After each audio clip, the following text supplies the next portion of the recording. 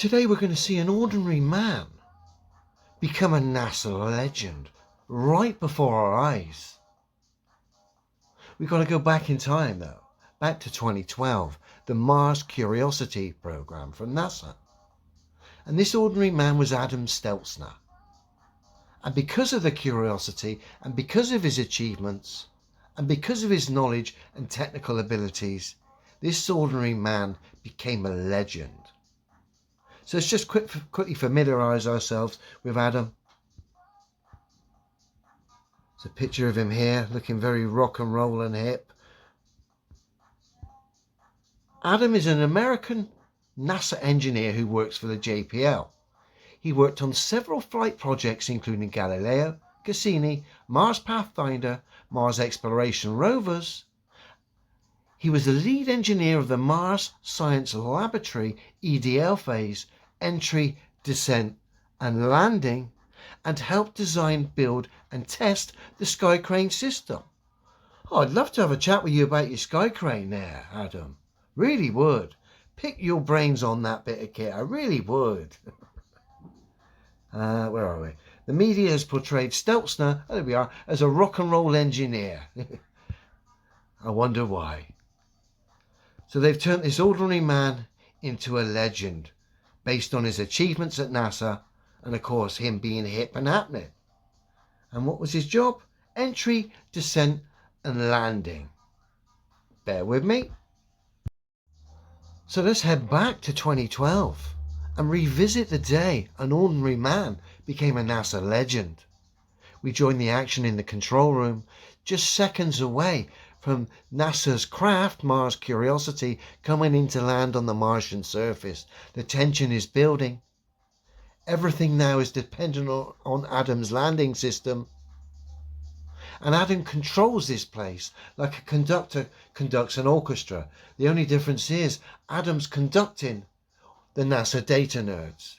So let's have a look at the day an ordinary man became a NASA legend. Constant velocity accordion nominal. Altitude error 5.9 meters. We found a nice flat place. We're coming in ready for Sky Crane. Tension's just getting too much. Down to 10 meters per second. 40 meters altitude. Sky Crane has started. Descending. Woo! At about 0.75 meters per second as expected. Expecting bridle cut shortly. Signal to remain strong. Tango Delta nominal.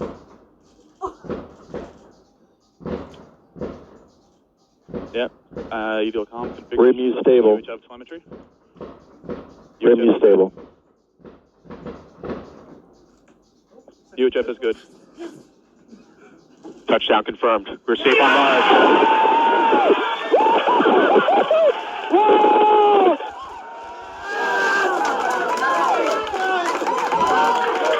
Time to see. As you can imagine, emotions running high there as the numbers have come on their screens. These people have worked themselves up into a frenzy. Of course, they couldn't have done it here without Adam's landing system. And of course now, Adam has gone from an ordinary man to an absolute legend.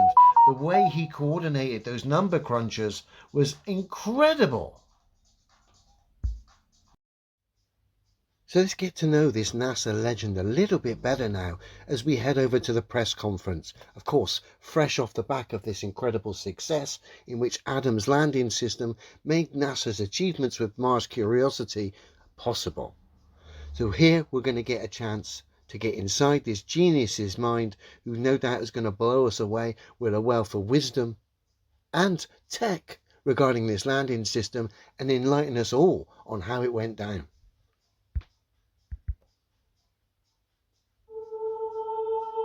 The team here at JPL at NASA and around the country that contributed to this spectacular achievement. I can only imagine what incredible data and new understandings are going to be uncovered in the coming days, months, and years because of this success. A couple of other groups of folks that I'd like to thank that I think we all are thankful for.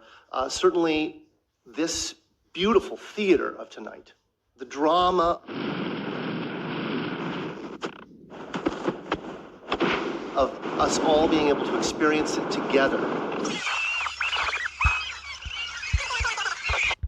I must admit, when those numbers came in on this and were shown on the screen and the CGI images flashed up, I couldn't help myself. I was jumping for joy. My tea went everywhere. I knew something incredible had happened. Comes through the efforts of the Odyssey project and the Odyssey spacecraft and that team being able to get that bent pipe UHF telemetry to us, unrivaled in the experience for all of us.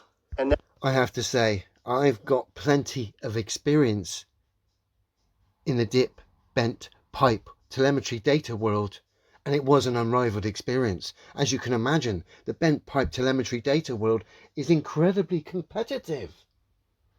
So to experience that along with these guys, as Adam has said, unrivaled. Let's just go back and feel it again. team being able to get that bent pipe UHF telemetry to us, unrivaled in the experience for all of us. And naturally, the DSN and the X-band telemetry that really allowed us to back that up. So please, a round of applause for our club. Adam, tell us about the landing. All right, Greg. Oh, awesome. This is the bit I've been waiting for, because obviously without Adam's landing system, none of this would have been made possible.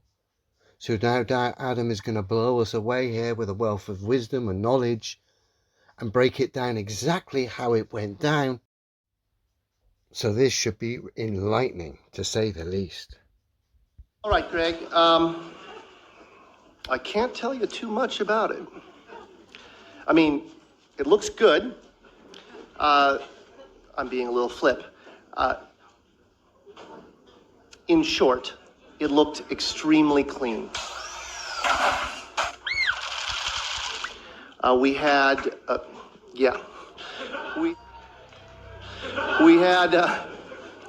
we touched down in conditions that were on the more benign side of our nominal expectation. On the benign side of nominal expectation. Gotcha.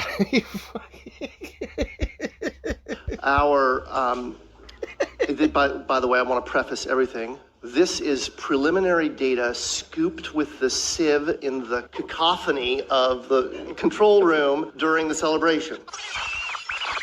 This is pure space pantomime at its finest, blended with some theatre. It's great stuff. Right? And largely by my good friend Miguel San Martin, who's somewhere out there. Very nominal, remarkably good. Our navigation error was on the low side of our expectation. So your navigational error was on the low side of expectation. This has been a waffle fest of idiocy as you've exposed yourself and the Mars Curiosity mission for the charade that it is, Adam. Carry on, me old mate. Which meant that we probably had a good alignment between the celestial sensors and the inertial sensors, the IMU. Our powered flight appears to have been excellent. If my good friend Ben Toma is in the house, is Ben? Nah, Ben's not wanting any of this, Adam. He's not wanting to get involved in any of this and have you drag him down. This has been terrible, fella. In the house. We landed with 140 kilograms of fuel reserves out of a total of 400 kilos that we carried in. Still waiting for the breakdown of the landing. It's just sort of waffle and distraction, really. Ben worked quite diligently in stretching the tanks at my insistence because I was worried we wouldn't have enough fuel. And so I think I owe Ben a little bit of an apology there. So it looked good, in short. Good and clean. So it looked good and clean from the numbers on the screen and the CGI images on the screen. Gotcha! And it looks, at least by my eyeball, that we landed in a nice flat spot. Beautiful. Really beautiful. What? I have to ask you, what kind of file type? Can you tell us about the image file type and compression that was used to send this very important couple of thumbnails back from Mars? Yes, unfortunately, I absolutely cannot. If Justin Mackey is in the room, or there's a couple other people on the team who'd be able to... Again, Justin's not wanting any of this charade. If he was in the room, no doubt he's hiding at the back, ducking right down, cringing. Whip that out quickly, but I couldn't tell you. Sorry. A little more than 48 hours ago, you told me you would tell me a secret. Once Curiosity landed. Can I have my secret? Yeah, what was this? A lot has happened in the last 48 hours. And to be very truthful, I do not recall what that secret was. I'm going to hold you to this. That's fine. Maybe I'll remember it. The unmanned spaceflight website has coordinates for the landing that go down to something like 5 decimal points. I just wanted to confirm with you that you do have those sort of coordinates. And am I reading those coordinates correctly when I see that it looks as though you landed within 500 meters of the skirt around the mountain? That, I mean, you're really very close to the mountain at the closer end in the landing ellipse, and possibly within striking distance of the phyllosilicate trench. The man responsible for getting this craft to supposedly land on Mars, we saw him coordinating it. Like a conductor coordinates and composes an orchestra, or conducts an orchestra, I should say. But clearly when questions about his own landing and his own landing system, this man doesn't have a Scooby-Doo, i.e. clue. I can't confirm that. My estimate, I'm looking for somebody, yes, there's somebody in the audience here who has that in the tip of their... If there's anyone out there who's part of your team, you can guarantee they're hiding, son. noggin. We should have soon that estimate, but I don't have it to 5 decimal places. We wouldn't report it to that because we're certain that we don't know it to that. So let me just clarify. You don't even know exactly where the craft landed, but it was your landing system that landed, but you know it's landed. And I don't know what the unmannedspaceflight.com estimate is. Can you tell us at what time Curiosity touched down, Earth received time, and at what time the first image came back? First of those is 10:39 p.m.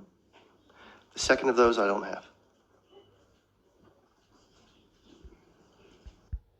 Look at that group on stage there. Shoulders are starting to drop. The realization of this is just a silly pantomime of deceit here. Even the crowd have lost interest and they're starting to think, what on earth here are we viewing? What are we witnessing? What is this character Adam Stelzner going on about? He hasn't got a clue. And they'd be right.